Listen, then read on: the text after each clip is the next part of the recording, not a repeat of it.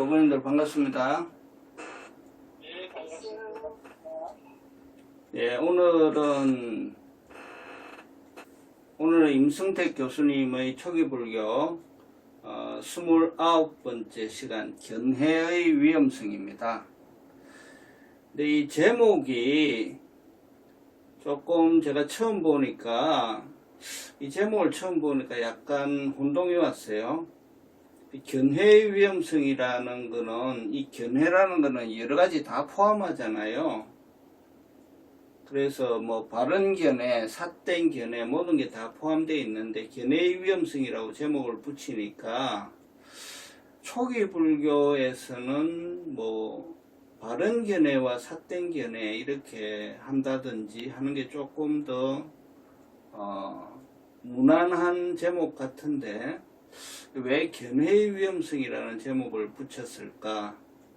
또는 이 견해와 견해 이전의 얘기를 하고 싶은 것일까? 그건 아닌 것 같고 그래서 내용을 제가 좀 보니까 이 견해에 집착될 때 그 우리 인류사에서 발생한 여러 문제점들이 있었고 또 부처님 당시에 이 형이상학적인 견해에 대한 이 지식적인 논란이 가지는 그런 문제점들을 부탁해서 지적하신 내용이 있어요. 그래서 그런 점들을 이제 다루는 것이 본문의 내용입니다. 그래서 아마 제목을 이렇게 붙이지 않았나 하는 생각이 들고, 본문에는 없지만, 우리 불교에서 견해라 할 때 바른 견해, 정견이라 그러죠. 그 부분 얘기 좀 하고, 이렇게 이제 오늘 말씀을 드리겠습니다. 그러면 이제 본문 내용을 좀 살펴볼게요. 견해라 하면은 빨리어로 뒷띠라고 합니다. 이 견해는 어떻게 발생이 되는가?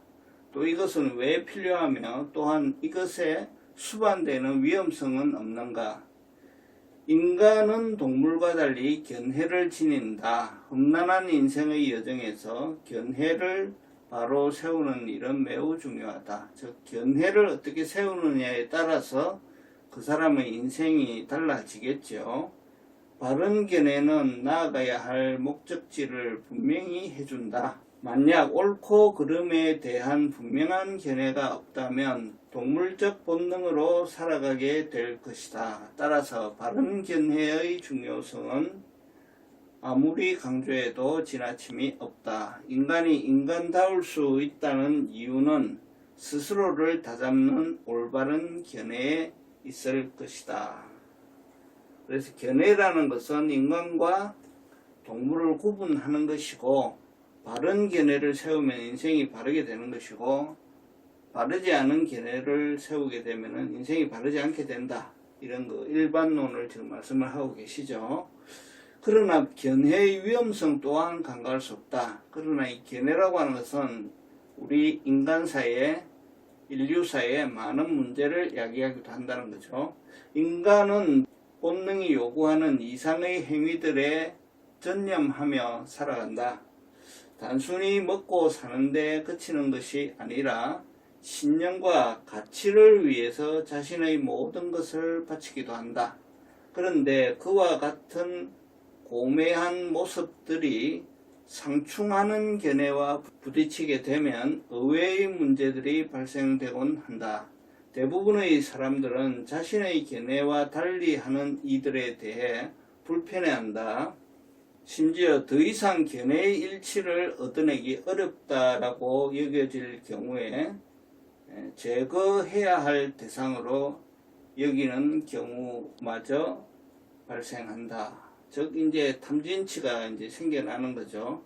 저 사람의 견해가 나와 다르는데 앞으로도 그것이 같아질 가능성이 없다고 볼 때는 저 사람이 내 눈앞에서 안 보이면 좋겠다라고 생각하죠.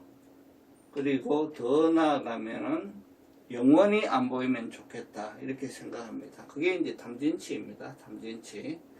엄청난 규모로 자행되곤 하였던 종교전쟁이라든가 이념적 충돌 따위가 그렇게 해서 야기되곤 하였다.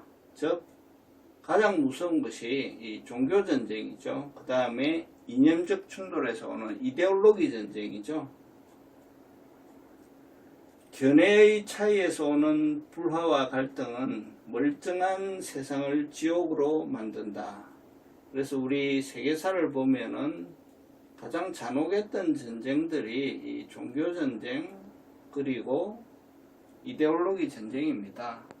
그런데 거기서 죽어간 수많은 사람들 중에 그 종교적인 신념을 갖고 있던 사람, 이데올로기적인 신념을 갖고 있던 사람도 있었겠지만 대부분의 사람들은 그냥 끌려 나와서 학살당한 거예요.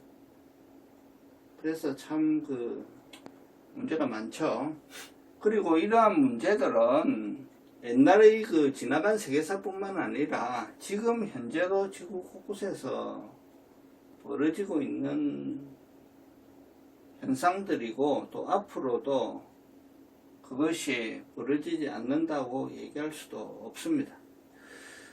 그렇다면 견해를 지녀야 할 것인가 버려야 할 것인가? 그렇다고 견해가 버려지겠습니까? 안 버려지겠죠? 이러한 상황에 대해 붓다는 첨예한 문제의식을 가지고 있었다.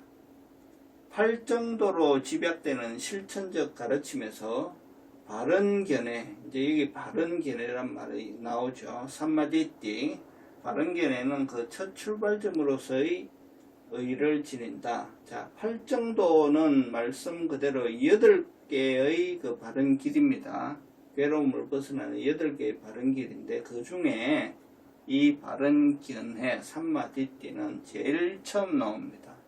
제 1번이 바른 견해입니다. 그만큼 중요한 거죠. 어떤 견해를 세우느냐에 따라서 그 뒤가 다 달라지기 때문에 이 바른 견해가 팔정도 1번에 나오는 것입니다. 붓다는 바른 견해와 더불어 일체의 그릇된 사고와 행동으로부터 벗어나게 된다고 가르친다. 그래서 가장 중요한 것이 바른 견해다. 그러나 그는 견해 자체가 지니는 단점에 대해서도 예리하게 비판한다. 대부분의 경우에 인간이 견해를 가진다 할 때 그 인간이 지니는 견해라고 하는 것은 어디로부터 오는가? 믿음으로부터 온다. 기호, 내가 뭐를 좋아하는가 하는 기호로부터 온다. 혹은 전성, 우리 아버지의 생각을 내가 이어받았다. 또 그 아버지는 그 아버지의 생각을 이어받았다. 이렇게 전성되어 오는 것. 대부분 이렇게 해서 견해라는 것이 생긴다 이거죠. 그래서 이러한 따위로부터 자유롭지 않다. 그렇게 해서 형성된 갖가지 견해들은 자신과 타인을 구속하거나 억압하는 도구가 되기 일쑤다. 그래서 견해를 세우고 그 견해의 노예가 된다. 이런 얘기입니다. 인류 역사상 등장했던 수많은 사상가 혹은 종교가들은 한결같이 스스로에 대해 진실만을 따른다고 강변했다. 또한 그러한 신념 위에서 자신들의 입장과 부딪히는 견해들에 대해 공박을 펼쳤다.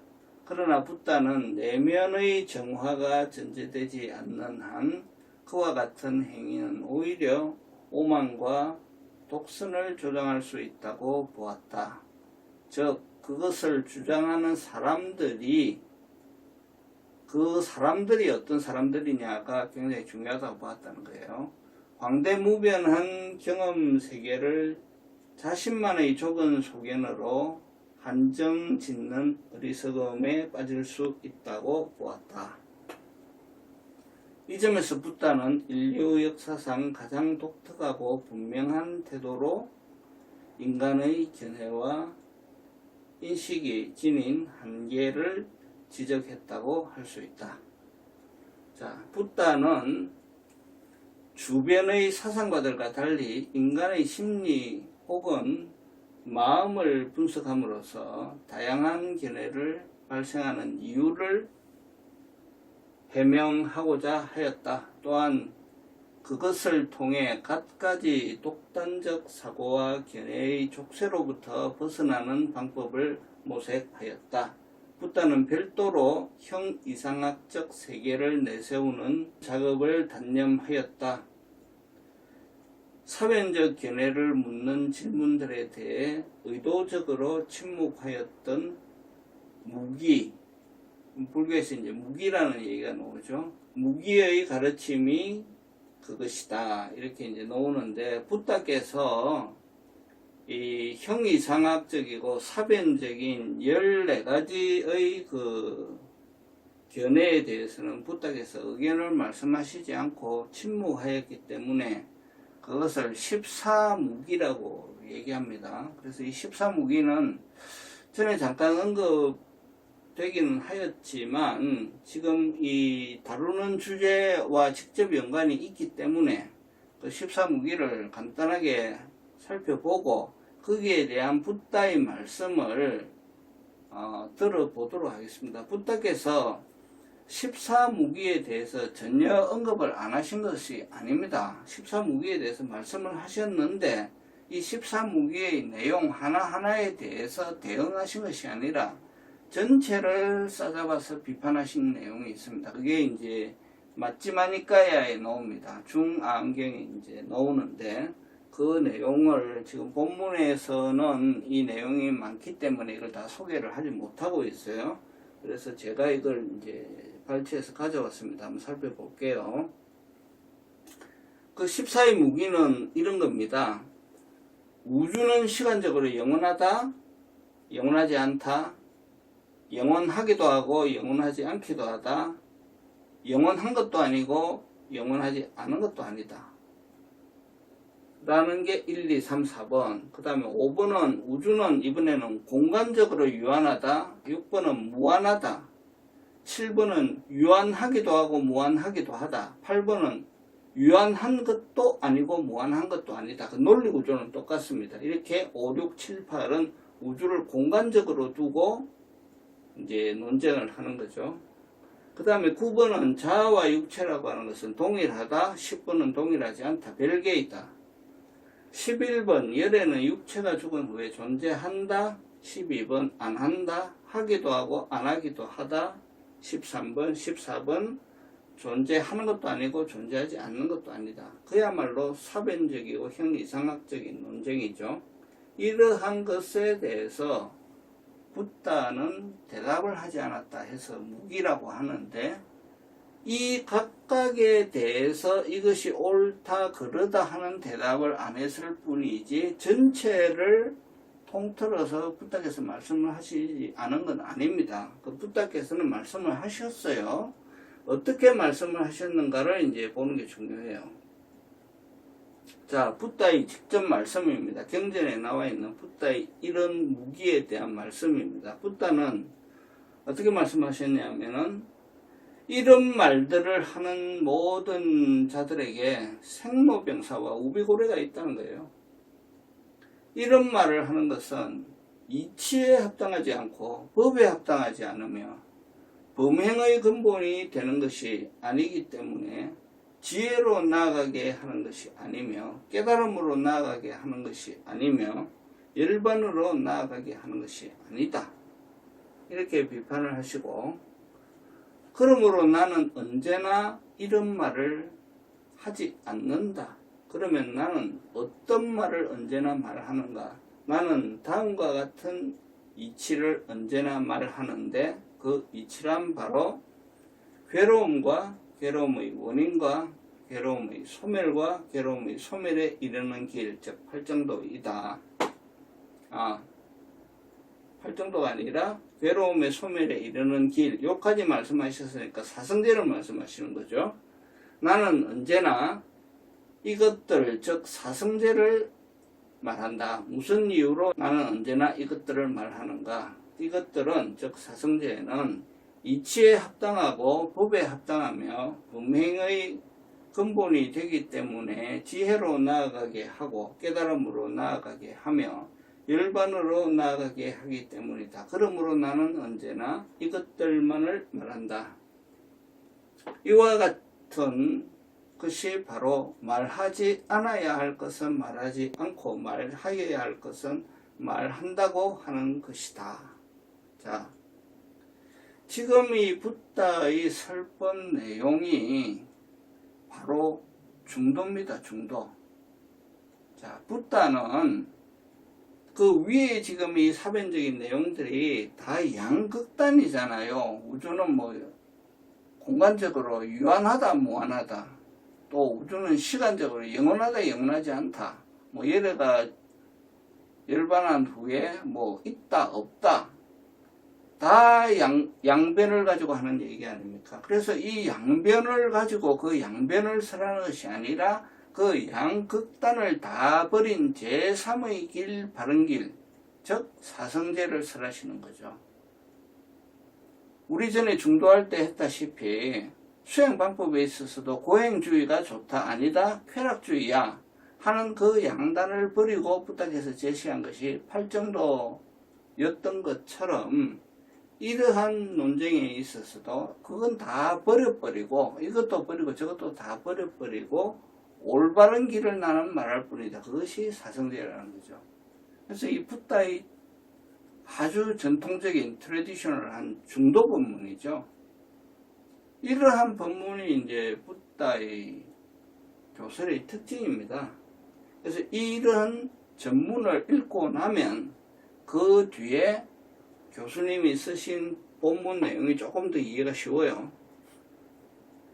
자, 다시 이제 본문으로 돌아옵니다. 대신에 그는, 즉 붓다는 인간의 실존이 어떠한 방식을 통해 괴로움의 나락에 빠져드는가를 밝히는 데 초점을 모았다. 그리하여 대부분의 형이상학적 견해들은 감각적 접촉의 결과에 지나지 않으며 가래와 집착 따위의 정서적 요인들에 지배된다는 사실을 간파하였다. 붓다에게서 바른 견해란 보이지 않는 세계에 대한 형이상학적 논란이 아니다. 그것은 오로지 괴로움을 극복하기 위한 실천적 지침으로서의 의미를 지닌다. 자, 우리가 이제 앞에 붓다의 직접 그 교설을 읽었기 때문에 이제 이런 말이 더 이해가 잘 되는 거죠. 이러한 맥락에서 붓다는 내면의 번뇌를 가라앉힌 연후라야 있는 그대로의 실제를 파악할 수 있다고 보았다. 또한 견해의 속박으로부터 벗어날 때 비로소 자신과 타인을 진정한 행복으로 이끌 수 있다고 가르쳤다. 바로 이것이 붓다가 의도했던 바른 견해이다. 그래서 붓다가 말씀하시는 바른 견해라는 것은 이러한 위의 그러한 견해들을 놓아버릴 때 비로소 바른 견해가 드러난다. 이런 말씀입니다. 또한 이와 관련하여 그는 다음과 같이 말한다. 일체의 망상적 견해들에 대해 환대하지도 않고 집착하지도 않으면 결국 탐냄과 의혹과 자만과 무명 등의 잠재적 성향이 사라지고 싸움과 분쟁과 언쟁 등의 사악하고 불건전한 법들도 남김없이 사라진다. 이게 이제 본문 내용의 끝입니다. 그래서 이번 주제의 본문 내용은 이렇게 좀 잘 이해가 됩니까? 뭐를 말씀하시는 건 알겠죠. 그런데 이 본문만 읽으면은 좀 이 감이 잘 안 잡혀요. 그래서 이게 지금 정견과 사견에 초점을 맞추고 있는지 아니면 견해 자체가 위험하기 때문에 견해가 일어나기 이전의 자리를 말씀을 하시는 건지 이렇게 지금 양쪽으로 생각이 될 수 있는데 그 후자는 아닌 것 같아요. 왜냐하면 초기 불교 지금 교학인데 견해와 견해 이전의 자리를 주제로 떠올리기는 좀 뭐하거든요. 그러면 이제 그 정견과 사견을 갖고 얘기하기에는 그 내용이 너무 안 다루고 있잖아요.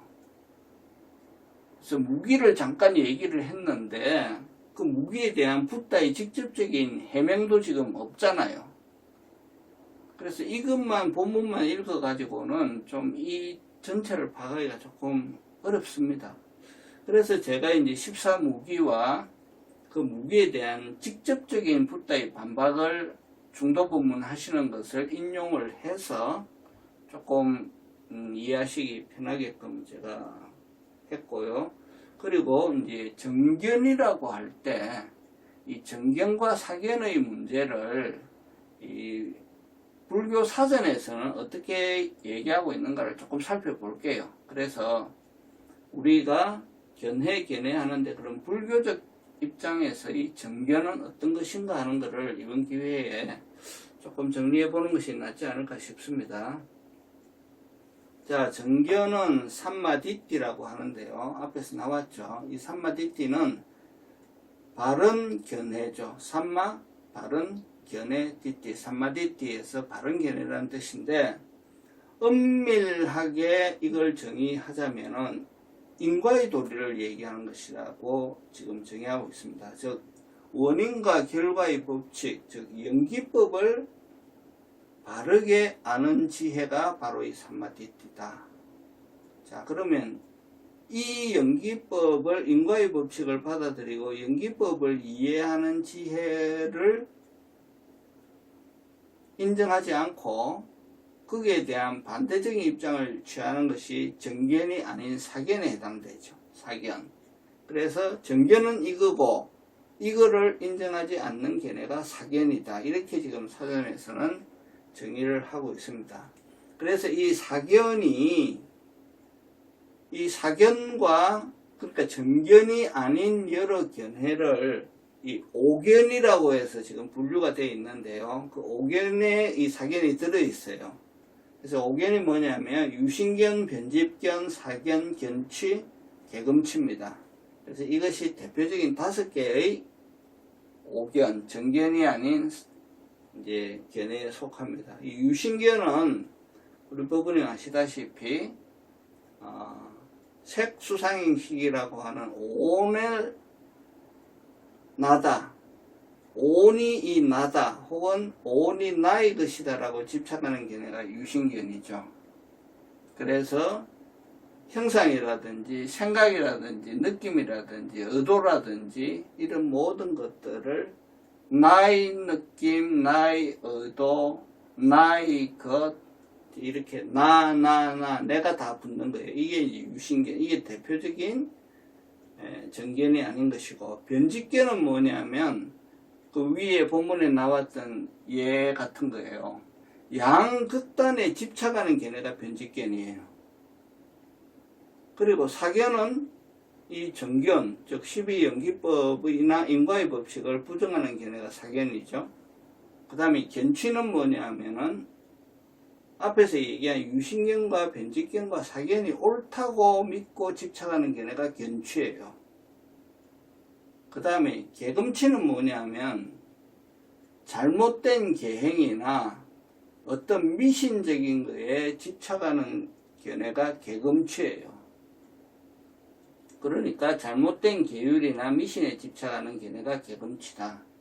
그래서 대표적인 개금취가 어떤 거냐면은 겐지스강에 목욕을 하면 천상에 간다고 믿는 그런 미신적 믿음, 이런 것이 개금취예요. 그래서 거기에 대해서 부탁해서 통렬하게 말씀을 하셨죠. 그러냐? 겐지스강에서 목욕을 하면 천상에 가느냐? 그러면 겐지스강의 물고기가 제일 먼저 천상에 가겠구나. 그렇게 이제 어리석음을 일깨우셨죠. 그게 이제 대표적인 개금취입니다. 그래서 이 5견, 5개의 삿된 견해 중에 이제 요 사견이 들어있어요. 사견이라는 표현이 나오는 것이 이 5견에서 나오고, 그 다음에 10악을 얘기할 때 역시 또 사견이 나옵니다. 그래서 이 10악이 뭐냐까지는 제가 여기서 안 하겠습니다. 그래서 경전에서 사견할 때 그것이 정견에 반대되는 것이다. 이런 얘기를 하고 있고요. 그래서 이 정견은 수행이라는 측면에서 볼 때는 단지 연기만 얘기하는 것이 아닙니다. 12연기, 사성제, 사막, 육바라밀을 다 포함하는 거예요. 이런 것을 다 포함한다는 것을 의미한다. 그래서 정견은 어떻게 정의하냐면 보다 넓은 뜻으로는 오견을 멀리 떠난 상태를 말한다. 그러니까 오견에 나오는 사견뿐만 아니라 그 전체 오견을 떠나 있는 것이 정견이다. 즉 정견은 사성제와 연기법을 비롯한 모든 불교의 진리들에 대한 유루와 무루의 지혜들을 통칭해서 정견이라 한다. 이렇게 이제 얘기를 하고 있습니다. 그래서 이제 우리 불교적 입장에서는 이런 것들이 정견이구나. 사성제, 사막, 육바라밀, 12연기 이게 정견이구나. 그리고 정견이 아닌 것들이 대표적으로 유신견이나 변직견이나 사견이나 견취나 개금치구나. 이렇게 이해하시면 교학적으로는 이제 좀 정리가 됩니다. 예, 그렇게 이해하시는 게 좋고요. 앞서 잠깐 말씀드렸던 견해가 일어나는 자리와 견해가 일어나기 전의 자리 이런 문제는 여기 주제에서는 조금 주제가 벗어나 있는 것 같은 느낌이므로 더 이상 다루지는 않겠습니다. 그래서 오늘은 이 견해의 위험성에 대해서 본문 내용과 좀 보충 설명을 통해서 말씀을 좀 드렸고요. 혹시 지금까지 말씀드린 내용에 대해서 의문점이나 개인 의견이나 좀 토론할 점이 있으시면 말씀하십시오. 어떻습니까? 이해는 됩니까? 이해하는데 별로 어렵지는 않죠. 근데 앞에 말씀드린 것처럼 제목만 처음에 딱 보니까 제가 살짝 당황했어요. 아니 이거 왜 이런 제목을 지금 가지고 나왔지? 이게 초기불교 교학에서 견해의 위험성 이러면은 모든 견해를 다 얘기하는 건가? 그럼 견해가 위험하다고 하는 것도 견해잖아요. 그래서 이게 참 제목 정하기가 상당히 좀 힘들었겠다. 그러면 무슨 얘기하느냐? 사람이 견해를 세우고 견해에 사로잡히게 될 때 인류 역사에 많은 비극이 일어났다. 일단 그걸 이해를 하고 또 역사상 많은 사상가들, 철학자들, 종교가들이 있었는데 그들이 많은 견해를 세웠는데 그 견해를 세우고 나쁜 짓 한 분들이 많잖아요. 그러니까 그 견해와 함께 그 사람들의 그 인격적인 것도 중요하다. 그런 말씀, 또 형이상학적인 논쟁에 대해서 부탁해서 경계하신 거, 그 다음에 그 부탁해서 그들에 대해서 반박할 때 그걸 가지고 반박하신 게 아니죠. 그죠? 그래서 이제 연관이 좀 될지 안 될지 모르겠습니다만 그 이전에 이제 법륜스님 법문에 그런 거 있잖아요. 모래로 쌀을 하면 시간이 얼마나 걸리죠? 자, 이런 질문은 받는 게 아니죠. 그죠? 왜냐하면 모래로는 쌀을 지을 수 없기 때문에 모래로는 밥을 지을 수 없기 때문에 그래서 어떤 질문이 너무나 법에 어긋난 질문을 받을 때는 그 질문에 대한 조목조목에 매달리는 것이 아니라 이 붓다가 하시는 것처럼 중도법문을 하면 돼요. 그 사람이 사로잡혀 있는 것을 깨우쳐주는 불교의 사성제 8정도 중에 해당되는 법문을 해주면 되죠. 부탁해서 이 중도법문 하시는 분은 참 독특하신 테크닉이에요.